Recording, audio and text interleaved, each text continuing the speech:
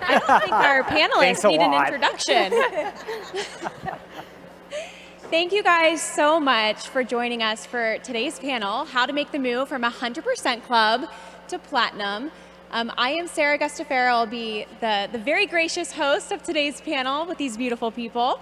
And for those of you who are not aware, making the move from 100% Club to Platinum is no easy feat, right? So as you can see, quite a jump from 100% Club to Platinum. And these guys have done it quite a few times. So we're really excited to have you guys up here. With no further ado, I will turn it over. Why don't you tell us a little bit about yourselves? We have Anna Wiseman here from Denver, North Carolina. Hi. Yeah. I'm Anna. And Tyler Walton from Cheyenne, Wyoming. Thanks for being here, guys. Thank you. I was licensed in 2005 and pretty much stumbled into real estate right when I got out of college, and I fell in love with it. Within the first 30 days, I sold a house and was hooked and never looked back. Okay. Cool. Well, I'm Tyler Walton. I'm from Cheyenne, Wyoming. Yes, it's a real place. I've been asked before, where are you from? I say Wyoming, and people say, what state is that in? And I'm like, haha, it's a state. So anyway, my background is I actually have a master's in accounting and CPA license, and working at a firm was a great experience, but for my personality, it was a little bit not fun. So my wife's been licensed since 2015, and in about 2017, she's like, you know what? Why don't you join me? We don't have kids yet, a little bit low stakes financially, so see where it goes. And I said, you're right, worst case, I can go back to the firm if I need to, and haven't gone a month without a closing since 2018. Whoa. So that's great. Woo, that's awesome. That is awesome. Well, thank you guys so much for being here. And one of the reasons why we thought you would be such amazing panelists for this panel in particular was how you approach your business. So tell us a little bit about the mindset that you guys employ being a platinum level agent and essentially getting you the success that you have today. Yeah, sure. You know, a few things come to mind when you ask that question, but I think the first thing that comes to my mind, it might sound a little hokey, but don't lose sight of how cool our industry is and the opportunities you have. Like, we really see humanity at a ton of different levels, right? Very true. Yeah, people, like, in general, we're working with people at a huge milestone in their lives, sometimes one of the biggest ones, and we get to make some dang good money doing it. So never forget that. That's great. I think just running it more like a business. I think the first 10 years probably, I was just selling houses and happy when I did so. But the past 4 or 5 or 6 years, I really started to focus on the business aspect of real estate and running it like a business. And I think that's made all the difference in the world. Yeah, totally. It's like, are you focused on the next transaction, you know, and getting the next transaction, getting the next deal all the time? Obviously, we all want that. Or are you focused on building a business and a brand that can really serve your clients and the public, you know, in a great way? Because if you think like that, I promise the money will follow. The transactions will find you. So let's elaborate on that a little bit. So you talked about really treating your business like a business. So what does that mean to you guys? How do you do that? So I guess for me, there's, you know, multiple facets of that. One important thing is financially, making sure that you are in a position that it's okay if you don't make a closing. It's okay if you lose a deal if it's not right for your client. Never putting yourself in such a position of desperation that you make a bad decision that's going to get you in trouble and damage the public, for sure. I agree with that. I don't know. I think, now what am I elaborating on? I'm sorry. I totally forgot. Tyler got me started on something else. I started thinking about other things. Treating your business like a business. Okay. So how exactly do you do that? And I'll partner that with this question too. What advice would you give a 100% Club agent sitting out there right now looking to take their business to the next level and really make that transition from just simply going from transaction to transaction to treating it like a true business? I think 100% Club is the perfect time to really start running it like a business. If you set your systems in place at this level, the next level is so much easier. Whether it's just making sure you have a database or making sure you get your marketing in place and your systems and your scheduling and doing all of those things, then everything else will just come a lot easier.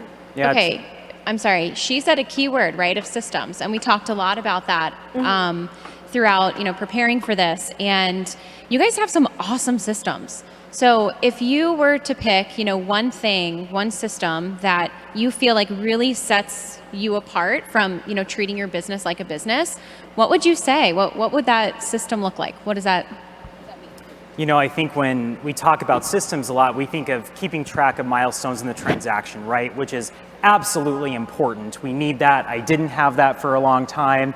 And you just always feel like you're drinking from a fire hose, but not all the water's making it in your mouth, right? Hey. So, and sometimes you still feel like that. But, I think what helped part of me going to the next level was I have a very set system for both buyers and listings that I try to adhere to, a set listing presentation of what I can offer.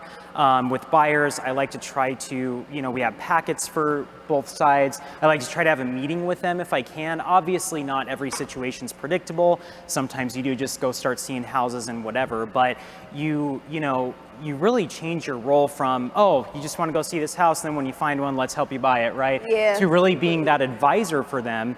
And a lot of times that meeting is going to, prove a lot of value to your buyer in helping partner with them in a big step in their life, but it might also save all of you a lot of time. Like, how many of you have shown 20 houses to somebody before you find out they're not really ready? And you maybe could have accomplished that in one meeting. They're like, oh my gosh, I had no idea about any of this. Like, maybe I'm not really ready. Yeah. Absolutely. So kind of in that same vein, what are some items or elements that you feel like are often overlooked by other agents when they think about taking that first step to treat their business like a business? Well, one thing I think other agents overlook is realizing that the other agents in your market are not your enemy. Everybody tries to think that, that's your competition and it's awful, but if you get along, then it just makes everything so much easier. Yeah. Like, if I like you and I want to show your listings, so try to get along well with the other agents, in your community. Yeah, and going off of that, it's like, thinking about what type of agent are you and what type of agent do you want to be? Are you the adversarial, combative one that every single time, we all probably have those agents in our market, right? That there's a little bit of fear about showing their listings, everything you submit to them, they want to go off on you, right? Don't lose sight that while you do, obviously you're working in your agency capacity for your client, at the end of the day, 95% of the time, everybody has the same goal, right? Both agents and the seller and buyer want to see the transaction close. So how can we all work together to make sure that happens? Very good. So you guys have been realtors for how many years each? 17. 17, Anna, and 4, Tyler.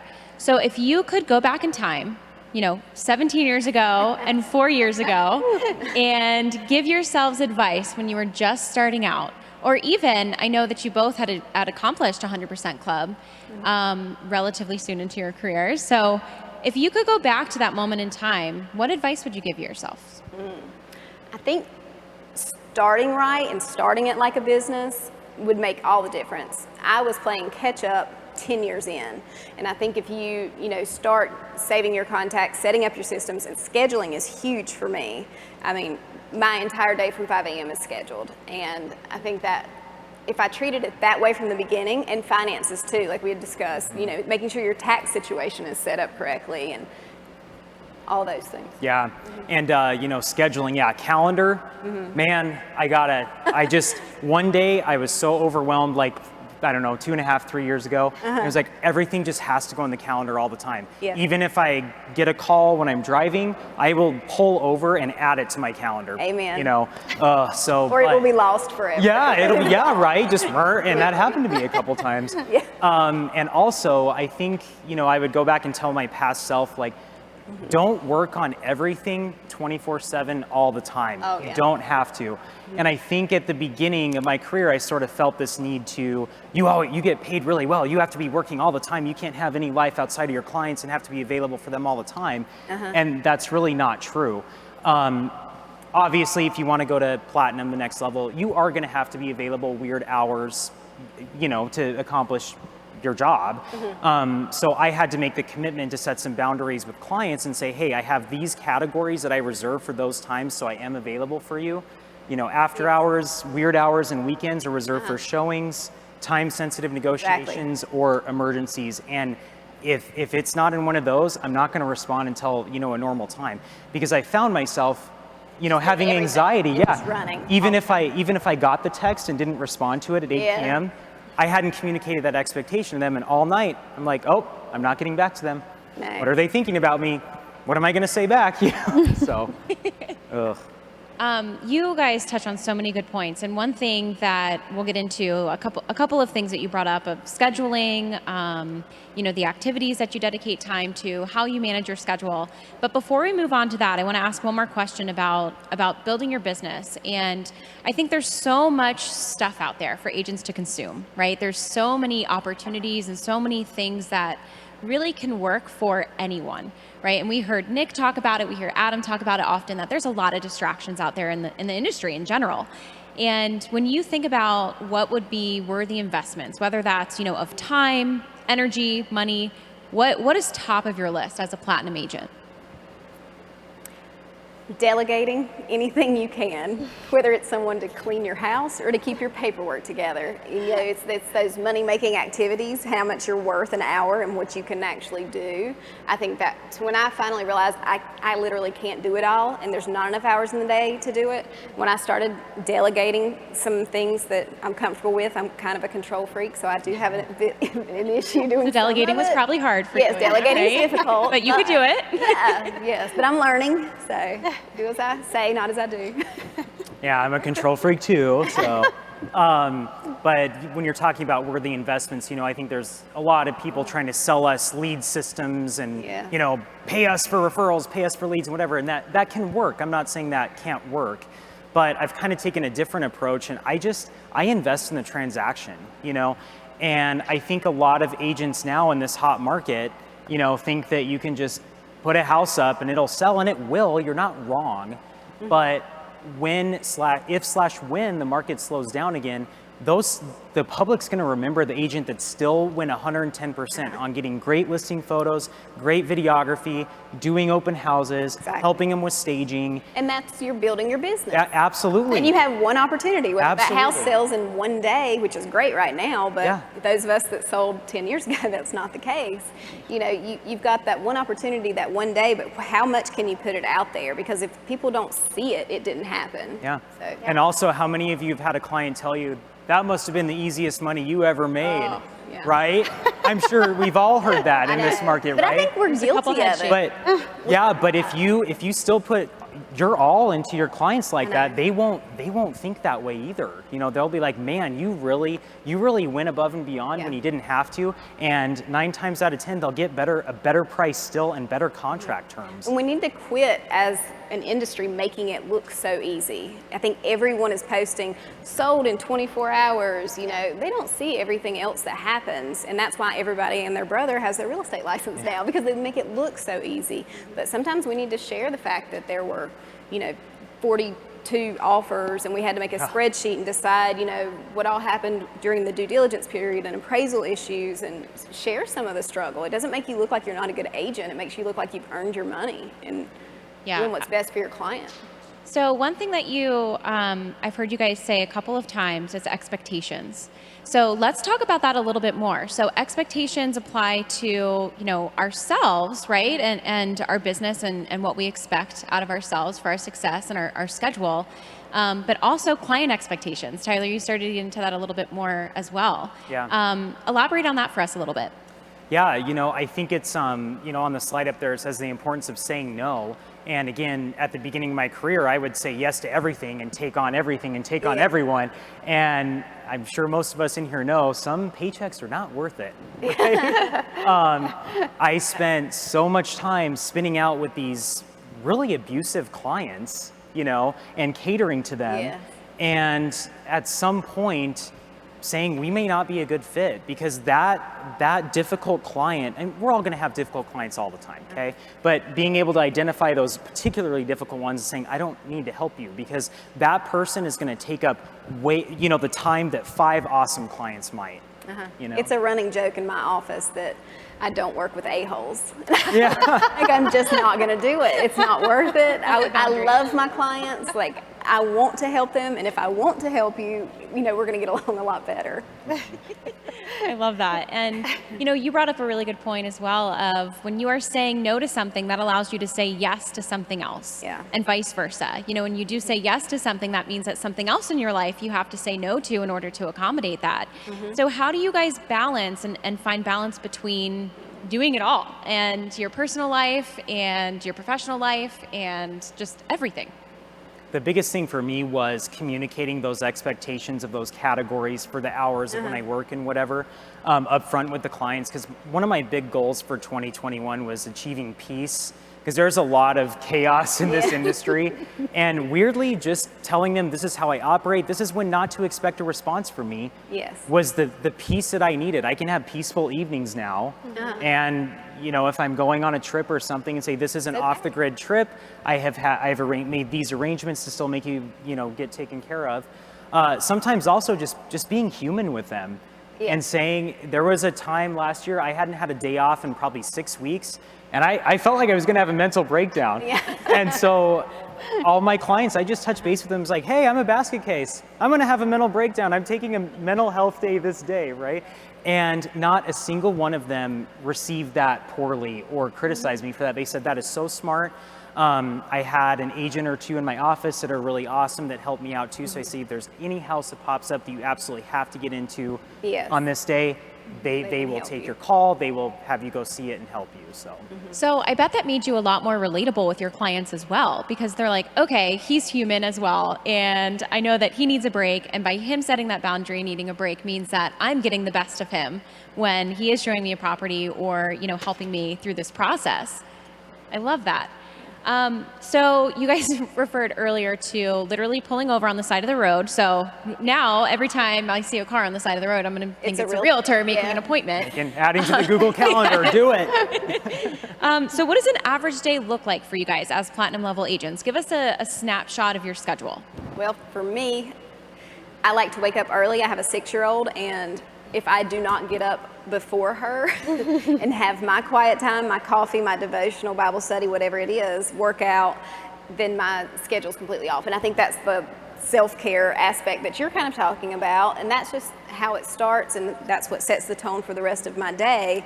And at that point, I will, get her to school and just do my work. But one of the reasons I chose the firm that I did, and my broker in charge is in the front here, of course, but she asked when I went there, she said, now, what's your goal? And instead of giving her money or number sales, I said, do you really want to know? She said, of course. I said, to spend as much time with my daughter as possible. And she said, okay, well, let's get some systems in place to make that happen. And it was such a relief, and it's such a family environment. And I think just knowing what's important to you and that balance, that makes all the difference in the world. So most days, I pick my daughter up at school, and we go home, we do homework, we play. Now, do I go back to work when she goes to bed every night? Yes, I do. But that's okay, because she's only this young once, and that's what's most important to me. Yeah. That's great, and that's what I would say. Probably not any 2 of my days look the same. But the night before is my time to kind of look at my calendar for the next day. I do try to block out some time in between appointments, and I label it admin time, and then in the description I put what I need to accomplish during that time.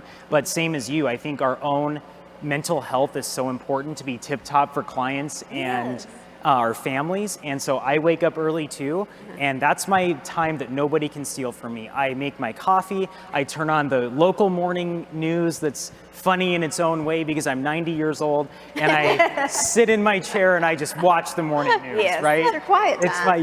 It's my, moment. But that helps you deliver, to the max and your best when you are interacting with clients. And I think that's the behind the scenes things that a lot of people don't necessarily prioritize as much as they should. Yeah, right? I think we see so much on social media, like you know, the Remax hustle is a great term and I love it, but so many people in America in general, corporate America too, just take that as we always have to be working all the time. Yeah. I get up at 4 a.m. and start writing contracts. I get up, you know, and no, I don't. I get up at 4 a.m. and park my butt in the chair. So for the agents sitting out there saying, okay, you work, you know, so much, even when you put your daughter to bed, you're working, and they're trying to say, okay, I want to get to that point where I have boundaries and I can say no to certain things. What advice would you give that person who maybe isn't so comfortable with saying, you know, no, or setting that boundary? Well, I think maybe just trying to figure out who it is that you want to work with is huge. 95% of my clients are friends, previous clients, people I know, referrals, things like that. I hardly ever get an advertising cold call or something like that, you know, and I think that I've focused my business to do that. I try to reach out. I'm not good at mailers and things like that's my nightmare, is to make a newsletter and to send out postcards, because that is just not my personality at all. But I will reach out to you on social media. I will stop by the house. I will, you know, make sure to go say hello to you if any restaurant or wherever. Yeah, same. You know, I don't send out mailers or anything like that either. Most of my clients come to me, which is that's the point you want to get to. Yeah. And I really think setting these boundaries, it seems like I have sort of attract those type of people that want to work with me, and it's great. And yeah, I don't send mailers or pens or calendars, and not that that can't work, but how many listing appointments have you been on and the other brokerage's calendar is on the fridge? Yeah. Right? And you're like, I'll help you move out. Like you gotta declutter here, right? But I will, you know, a past client's women's softball team, I sponsor it every year. Yeah. Past client has a kid doing a bake sale for their school. Yeah, sure, I'll take something there. I'd rather pay them that money than maybe a big organization that's trying to sell us leads. But I won't say their name, just in case. This is a broadcast. So when you think about your schedule and you think about the things that you have said yes to and the things that you feel like are non-negotiables in your day, what do you feel like are the ones that help you really be a platinum level agent? We talked about, you know, the meantime, the boundaries, you know, making sure that you have structure in your day. Is there anything else? Making sure I try to touch base with everyone that's at least under contract. You know, reach out. Is there anything we need to do? Should I just, sometimes it's just letting them know what you've done. Hey, just wanted to let you know, spoke to the appraiser, we're good here, or inspector, whatever it is. Because if they don't hear from you, they think you're not doing anything. And they pay you a good amount of money to do things. Yeah. So you may want to just let them know you're trying to do your best to take care of them. Yeah, even something as simple as a title commitment, you know, and just forwarding it. Hey, title commitment in your inbox for review. Great. Bam. Hey, thanks so much. Just another point to touch base with them. Takes 2 seconds. Yes. I love that. And we have a saying at Remax that conflict only arises when expectations differ. And I'm hearing that a lot of not only conflict within yourself and your own schedule and setting your own expectations and boundaries, but that communication with your clients and almost saying, okay, I'm going to over communicate because who knows what their expectations are from But it's you. also in their way. You know, you have some clients that don't want to text, or they don't DocuSign, or you know, they want to hear you. I have one client that if we have anything come up, they want me to come by and see them. And I mean, they're awesome. I love doing it, you know, but it was good to know that up front. And I think if you set those expectations up front on the listing appointment, or, you know, when you first meet your buyer, then everybody's, you know, a little bit happier. Absolutely. And going off of that, even just having the conversation, because sometimes you do get the clients that want to call for everything. And I just tell them, I can't always take a call. I'm sorry. I don't take a call when I'm presenting a CMA to you. You know, I don't take a call during showings. And I tell them too, because sometimes that's private to that person's transaction, and I'm not going to be at an open house, you know, talking about our negotiation or whatever. So setting that expectation too, that, hey, you know, if it is urgent, or if it can be a text, please, you know, sometimes I need it to be a text. They're like, okay, but I'll try to meet you in the middle. Well, and sometimes you have those clients that are like, I don't want feedback. Let me know when there's an offer. Yeah. Yeah. Don't bother me. Yeah. Okay. So it sounds like you guys go above and beyond in treating your clients like gold and communicating with them and just representing Remax in an outstanding way, as you guys have for so many years. Tell us a little bit about how that has contributed to your current level of success and generating business and repeat referral business through your. You know, I rarely, you see on the Real Estate Masterminds page or Lab Code Agents, all the Facebook pages, you know, of agents ranting on there that some buyer screwed them over or some client, and I rarely have that happen. They should have said no to that. Right? And so many of my clients send me everyone they know. And those are the even best. last week before coming here, I had been working with this lady on listing her house, done a lot of lead up work to it, didn't have a listing agreement signed. She drops off face of the earth, it pops up with a different agent. I'm like, okay, well, I guess on to the next thing. That was a year and a half ago. It was a house she was inheriting, so I figured one of the siblings had a relationship with someone else or whatever, but still, you don't know. And then I just get a call from somebody last week that's like, oh, hey, this lady gave me your number, I'm looking to buy a house.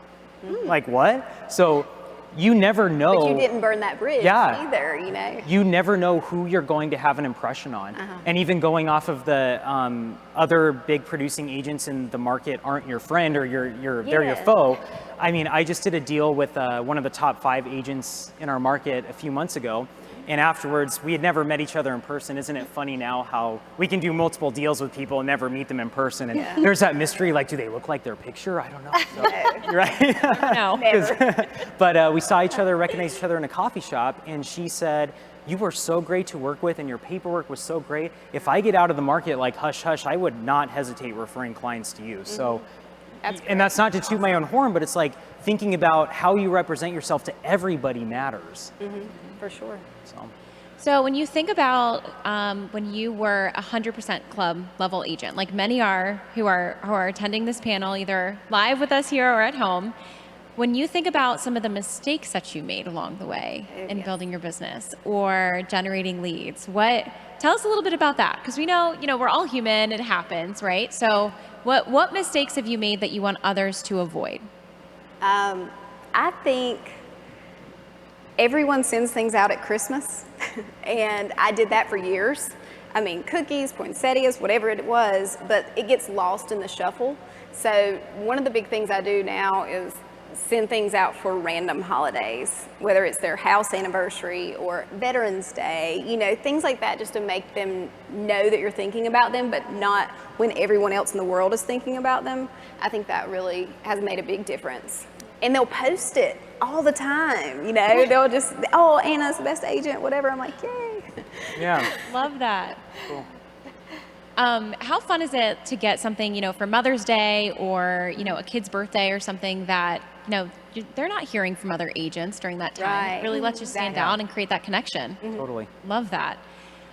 So we talked a little bit about systems in the general sense of just daily operations and how you guys really operate as a platinum level agent. But when it comes down to leads and lead conversion, is there any sort of system in particular that you would advise someone at the 100% club level to employ for their business? I would say a lot of people get very focused on making sure your listing presentation is perfect, so when you get that opportunity, you can sit there and throw it all out. But I'm a huge fan of just really, really knowing your market. And so that when you run into somebody at the grocery store and they say, hey, Anna, did you see that house across the street from me sold? And I say, it did. It was for like $200,000 more than they bought it for 2 years ago. Can you believe that? There's another one coming on the market too. And you just had your listing presentation. You knew the market. You proved your value. So I think that was huge to me. Yeah, I think, I take a different approach. Not that lead systems don't work, but things like that, like you said, a really expensive house comes up in a neighborhood that you sold these people a house in 2 years ago, and you're like, oh my gosh, can you believe this? And you have a little text exchange, and they're like, well, what's my house worth? Oh, let's do a CMA. But, investing your money into something customized to each transaction's need. How many of you in here have written 10 plus offers for buyers? I have too. This week. Yeah, right? Sometimes contributing some money into maybe some of your paycheck into strengthening that buyer's offer if you can, or their position in the market when they're up against, all these cash buyers or whatever else. Listings, figuring out what the particular risks for the house are and offering that to your seller. I always say, I'm not a discount broker. If you want to interview them, by all means. We all get the question, can we cut our commission? I don't, and here's why. Your furnace is original in the house. I'm gonna pay for somebody, if you want me to come in and look at that and get it all cleaned up so that when buyer's inspections happen, it's clearly been maintained and all that stuff. Let's get your, professional cleaner in here if we need windows washed, staging, all of that kind of stuff. If you invest in those types of things. And that's the service too. Yeah, they will send you everybody they know.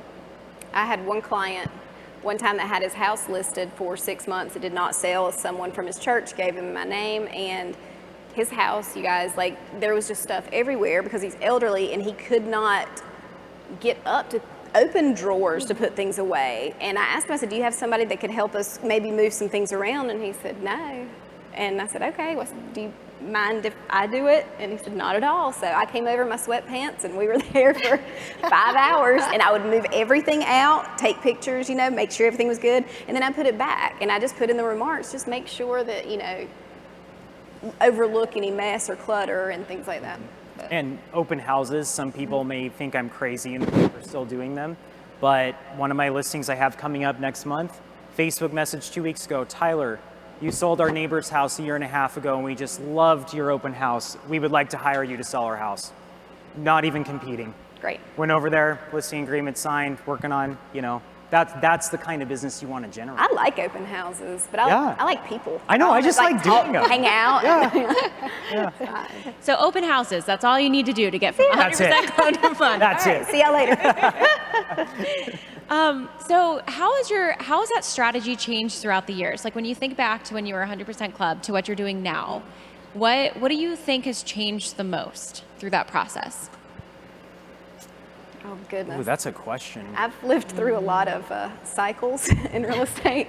When I was licensed in 05, 05, 06, 07 was just like, yes, real estate is awesome. Yeah. And then when 08 happened, I will never take anything for granted again. I think everything now, I'm completely just grateful for every client, and I don't think I'll ever overlook that. Yeah, I think for me, letting go of the fear, like the fear that I spend $1,000, $2,000 on this listing and it doesn't sell, or they terminate the agreement with me and I'm left high and dry, or the fear of, not doing any more business if this transaction falls through, the fear of setting the boundaries with the clients and they leave me a 1-star review on Zillow or something. It's gonna happen. Yeah. Okay. But just letting go of that fear and going all in.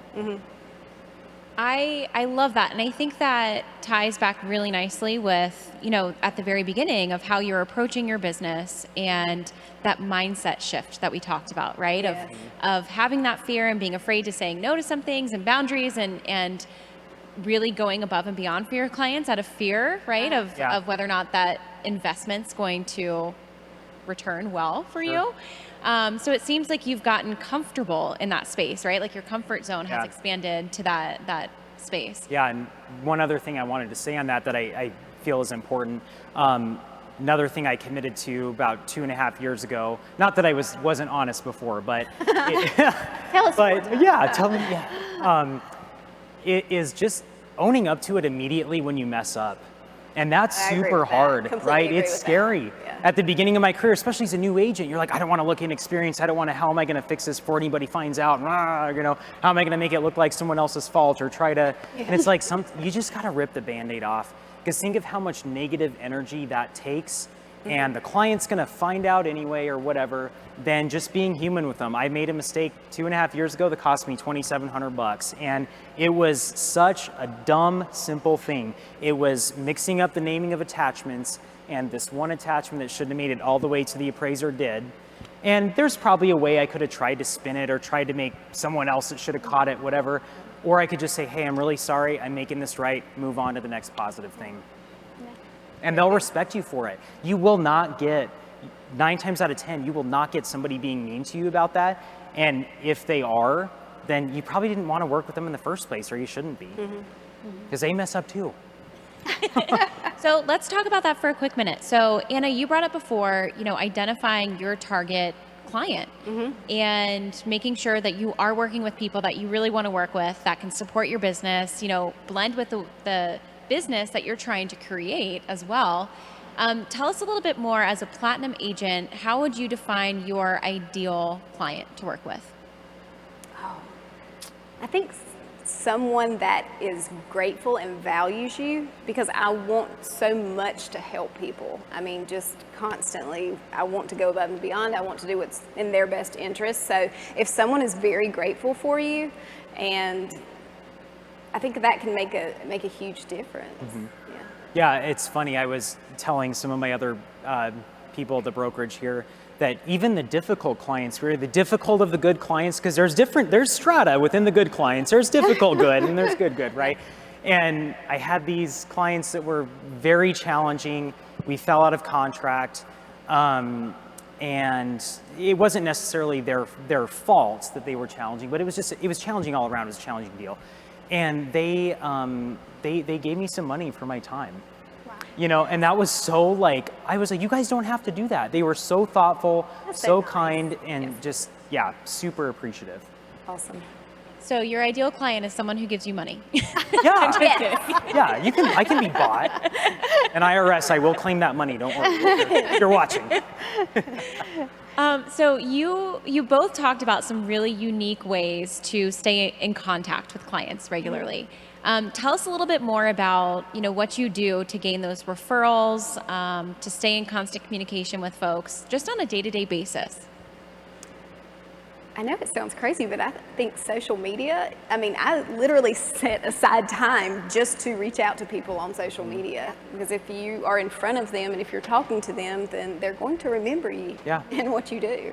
Like celebrating their successes with them in social media, or what they're going through, like, hey, we're rooting for you. I have some past clients having fertility issues right now, like rooting for you, you're gonna be great parents. Little things like that.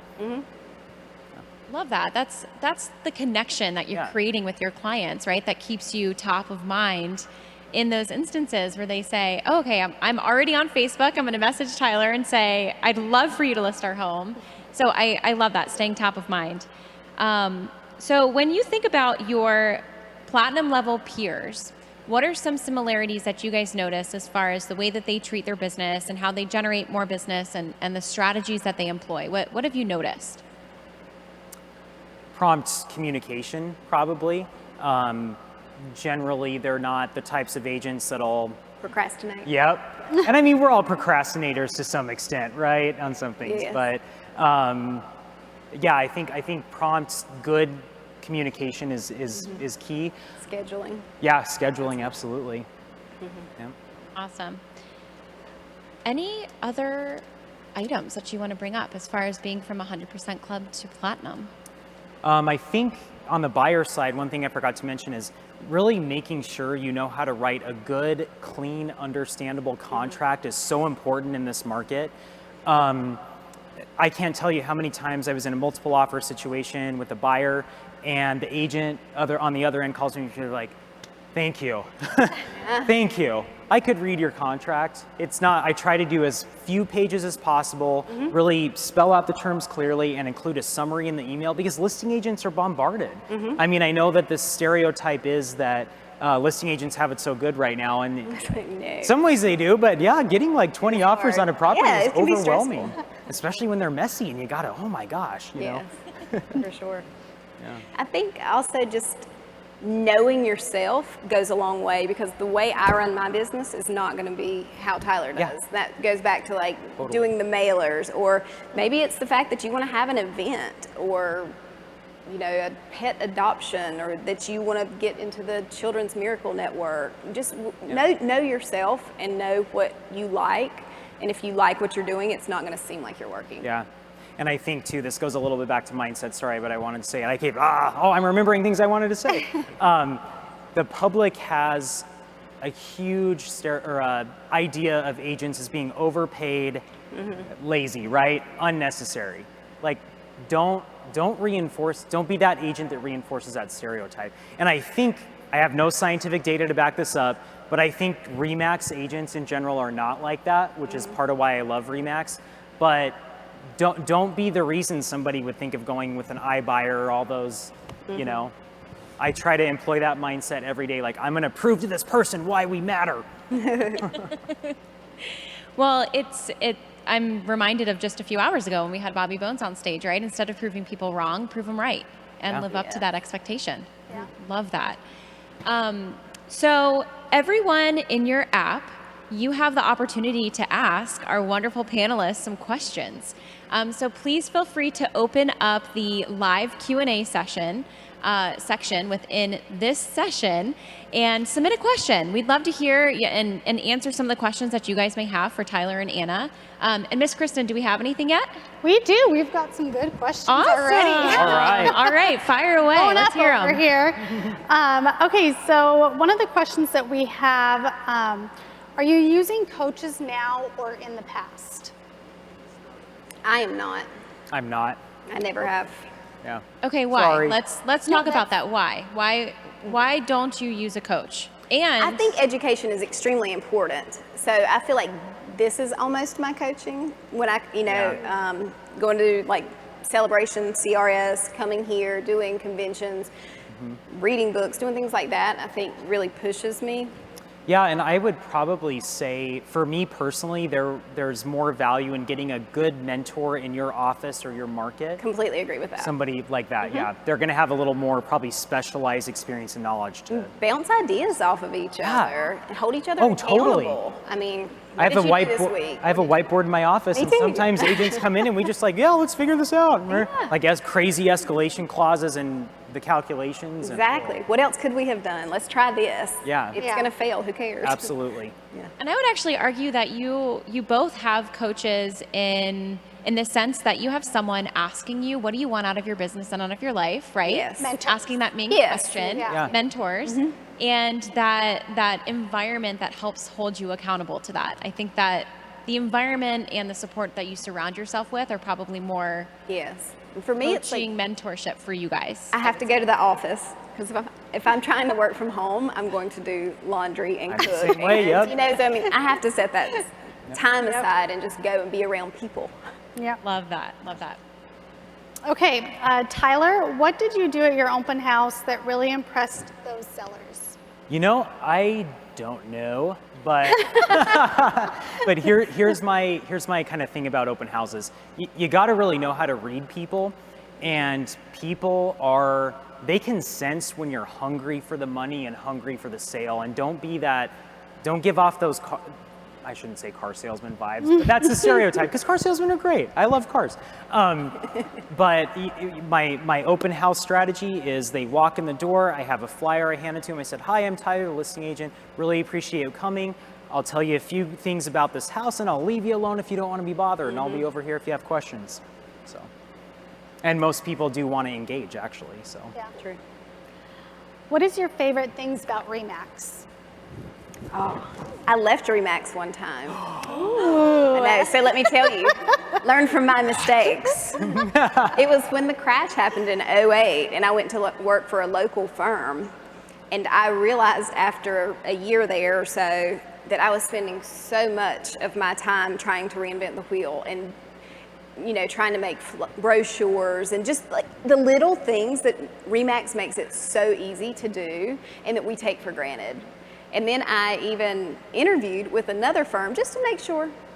And they were so far behind on technology that they didn't know they were behind. And we won't name them, but I just really appreciate how RE/MAX always is trying to support their agents and always on top of it with technology. I think it's like, did Nick Bailey say it this morning? The RE/MAX is always evolving. Yes. And it's true. So, like, I will say maybe an unpopular thing here. The brand refresh was 5 years ago, right? Invest in some new signs. If you take nothing else from this, it just drives me crazy when I see a RE/MAX sign that's the old branding. I'm like, anyway. We did not bribe him to say that. Yeah. And I'm like, but how does that look to the public too? If, okay, what is that agent gonna do for my listing if they can't even spend $50 on a new sign? Yeah. with the new branding. impressions. And your new headshots. Yeah, yeah. The average age is 20 years, right? And that was insane. 15 years. Gosh. So we had a couple different questions about time blocking. So outside of, meeting with clients and listings and all of that, what else is in your time blocking? What does that kind of look like? Do you both time block? Mm-hmm. Okay, so what does it look like outside of that? I have my priority list first thing in the morning, things that literally have to be done. My things at the end of the day, after I put my daughter to bed, that's when I do the fun things that I don't have to think about quite as much, that just come naturally, that I enjoy. Get Canva and do my little social media posts or come up with just new ideas for things. That's just my playtime. I enjoy it. I mean, if I have to write offers and things, of course I do it then. Right. But I think just trying to figure out a schedule that really works for you. And at this stage, it might be lead generation. What can you do to get more leads during that time? Block that time off every day. What are you doing to try to reach out to people? 100% agree. Get the annoying stuff you don't want to do done during business hours. Eat the frog. And then if you do, and then if you do have to work at night, it's something fun, part of your job you really enjoy. That you really enjoy. Yeah. Was there an aha moment or something that clicked at some point in your career? You guys are asking some amazing questions. Yeah. It's like we have a crowd of 100% club agents. So yeah, there were multiple. One in particular of the kind of setting boundaries with your clients and choosing your clients was, this is a little weird to say maybe, but I had this client that was just really, I think he must have been kind of mentally ill probably, and was really Jekyll and Hyde, just kind of 1 minute, I was the greatest thing ever, and you're in, and the next minute, I am never doing anything with if you don't do X, Y, Z, and just riding that roller coaster. And I was trying so hard, it was my first year, I was trying so hard to please him, and he ended up firing me. And it was so devastating. It brought up all this weird childhood trauma I hadn't dealt with. Yeah, I know that's crazy, right? But it was like, at that moment, I was like, I'm never letting somebody do that to me again. Mm-hmm. So very good. Yeah. So we talked a lot about the importance of saying no to clients. Mm-hmm. How do you say no to a referral from a friend or a family member? I've had to do that. Have you had to do that? Yes. After another transaction, which I may talk about, but sometimes you just say you're too close to the situation. If it's especially family, that you really trust another agent and you'll kind of oversee, but you would like to maybe get their opinion on it as well. One time I had my mother's house under contract and my cousin was buying it. So I listed my cousin's house and then my other cousin decided to buy their house. Oh, so I had all of that going on at one time. That's interesting. Yes, it was interesting. I guess I've never had to with a family member or friend referral, but saying no to business, sometimes you're just too busy. And I know as agents, we get in the mindset of, I got to take every deal I can. But there was one point last summer where I had 23 transactions under contract at one time, and it was chaos. It was chaos, yeah. And I reached a point where I'm sorry, I can't, so. Now, are you both single agents or do you have a team? I am a single agent. So my wife, I joined her at first, and we were a team at first. We still are, but she's moved. She has some other career things she's doing. She wrote a book, which is super cool, and she's in the second row, or third row, and it's so awesome. She got a literary agent, and they're marketing it to publishers. So she's been really focusing heavily on that the last 2.5 years. So I pretty much do all the sales and everything myself. There's so many. I'm like, can't even. Let's pick think one straight. golden one. And whatever we don't get to today, guys, too, we'll make sure you guys get answers and sent out. What type of closing gifts do you give your clients that kind of are more unique or set yourself apart from the normal? I don't have a standard, let me go get my cutting board out or whatever it is. I really try to listen and appreciate each client and whatever it may be. If they are moving from out of town and they're buying a downtown house, I will go around and just get some gift cards from some of the downtown places, maybe, just write a little note about what I thought they could do or how much I appreciate them. And I mean, it could just be anything, but I think it just really depends on each person. If they've mentioned a ball game or a team they like, or their kid wants a bike. I don't know. I mean, it literally can be anything, but just nothing standard. Just make them feel Yeah. special, like you actually know them Yeah. and care about them, because you do. I mean, they're people that you love. I'm a bad material gift giver, so that's not my love language. So, you know, I had a couple clients closing the week we had a really bad snowstorm in town. Loaded up my snowblower, dug out their driveways There you and go. Acts of sidewalks. service. Yeah, You're an acts of service person. Yeah, so that I was like, hey, didn't want you to come here to, 2 feet of snow on your driveway, and they so appreciated that. I bet. Probably more than That's just great. a gift card to Applebee's, And I've done plenty of those. Trust me. I gone to the store and get a gift card on the way to closing. But Yeah. So we have a bunch of questions in here. You guys were great, so thank you very much. So you're gonna have a lot of stuff to answer. So we have two more. I have 2 more good ones for you. Okay. So there was quite a few questions about systems. So lead gen, CRM. Is there any that you can refer that you use that you have felt really helped your business?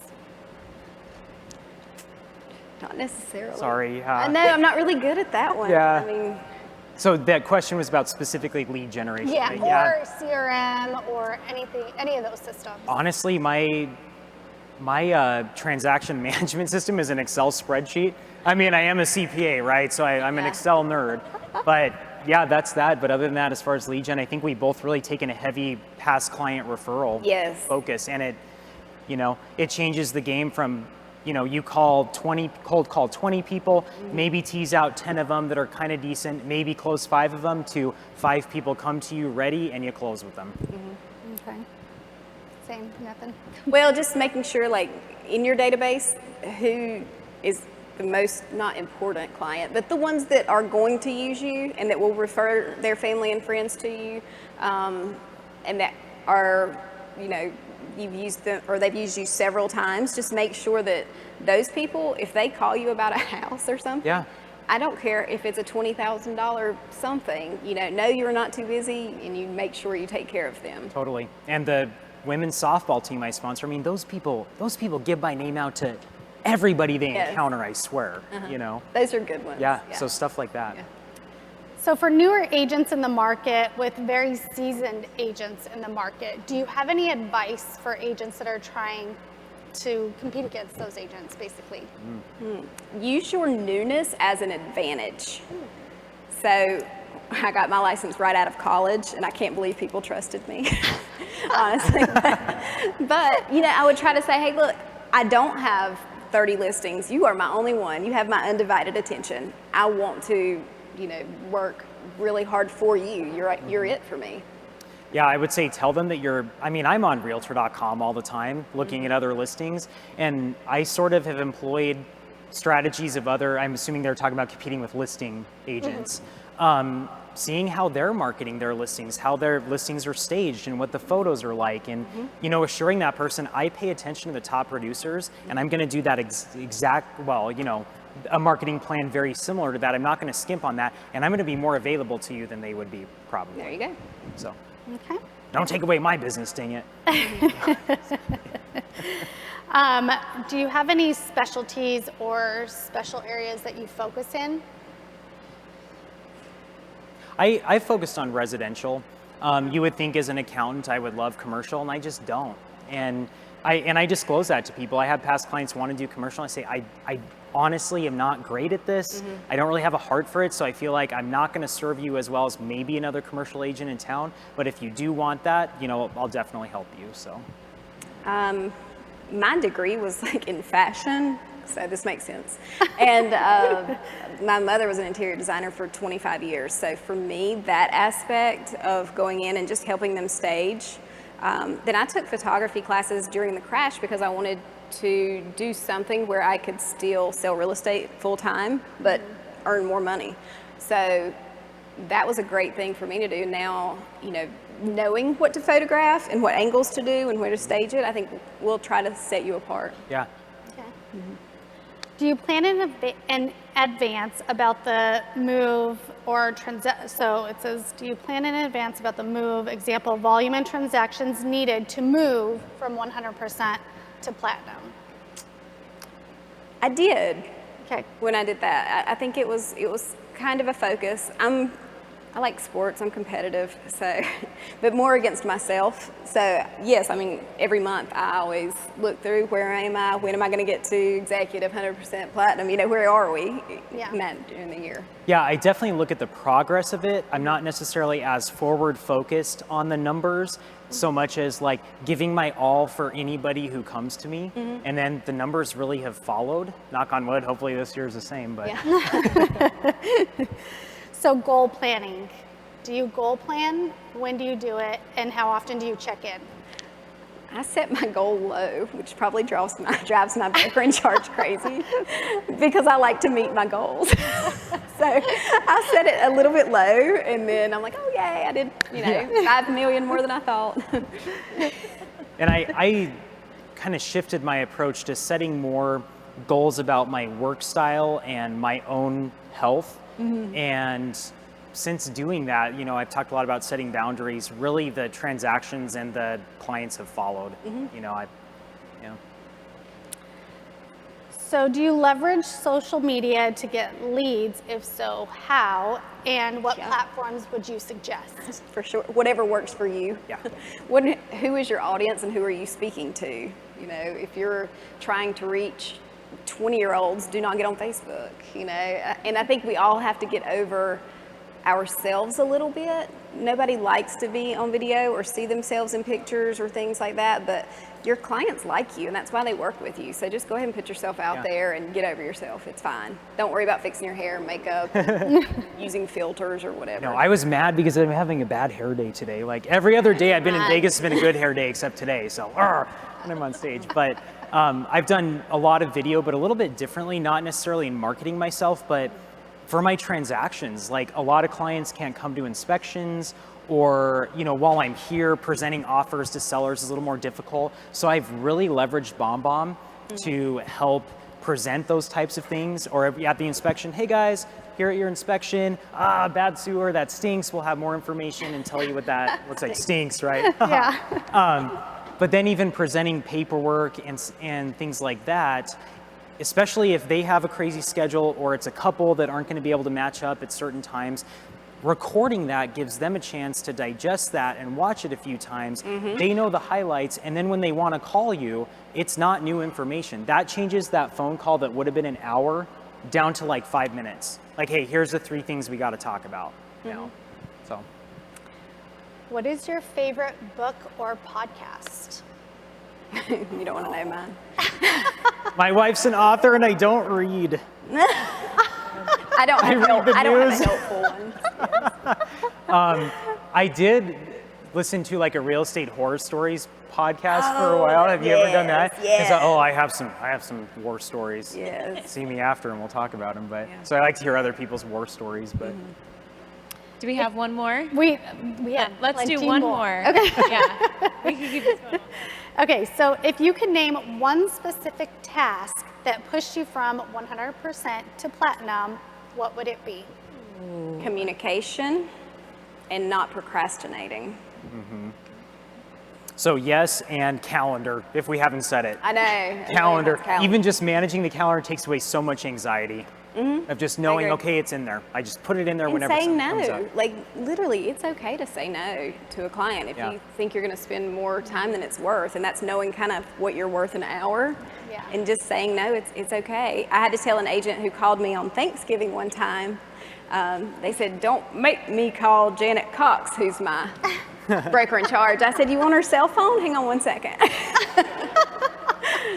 She's still mad at me about that one, but it's okay to say no. I'm not upset about it. Yeah. But do it in a nice way. I mean, it might just be because I'm Southern, but we just do it in a better way. Like, bless your heart. Bless your heart.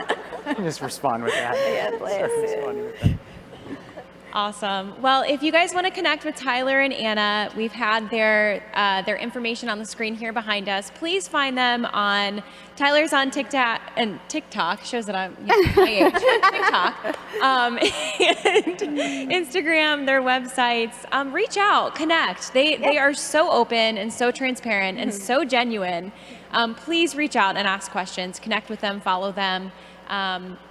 surround yourself with better golfers, right? If you want to play better golf, surround yourself with better golfers. And these, believer in that. yes, absolutely. So please connect with them.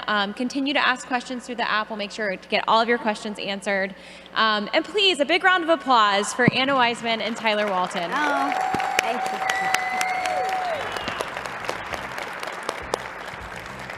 And I'll leave you with this. If you've enjoyed the session, and even if you didn't, don't forget to take the session survey as well through the app. But maybe the app crashes if you didn't like it. Just don't leave me 1-star review on Zillow. I'll know you're another agent.